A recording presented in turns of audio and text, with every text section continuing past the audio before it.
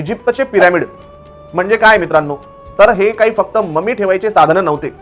आपल्या कलशाचा आकार बघा, आपल्या मंदिरांचा आकार बघा, आपल्या बॉडीचा आकार बघा ध्यानाला बसल्यानंतर, तर हे म्हणजेच पिरॅमिड आहे. तर वास्तुशास्त्रामध्ये पिरॅमिडचं पण एक वेगळंच महत्त्व आहे.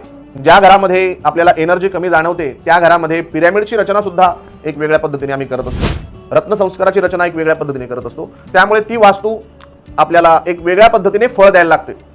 त्या तारकांचा समूह त्या निकोला टेस्ला यांना समजला की इजिप्तच्या पिरॅमिडच्या वरती ताऱ्यांची संख्या एक वेगळ्या पद्धतीने आहे आणि हे एक एनर्जी स्त्रोत आहेत, एनर्जी घेण्याचं एक साधन आहेत, जे की इतक्या वर्षापासून आपण देवतेला त्या एनर्जी खाली विराजमान करत असतो मंदिरामध्ये. म्हणून घरातल्या देवघरामध्ये कलश नसावा हे याच्यासाठी सांगितलंय की त्या देवतेची ऊर्जा त्या कलशातनं अशा पद्धतीने जात असते आणि त्या कलशाचं दर्शन घेतलं तरी सुद्धा आपल्याला त्या देवतेचं दर्शन घेतल्याचं पुण्य आपल्याला मिळत असतं.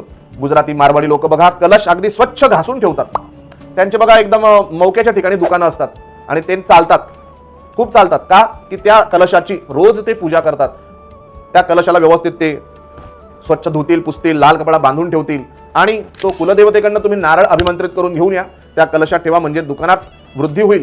इजिप्त सारखे पिरॅमिड तर आपण ठेवू शकत नाही, पण कलश मात्र आपण नक्की ठेवू शकतो. नमस्कार.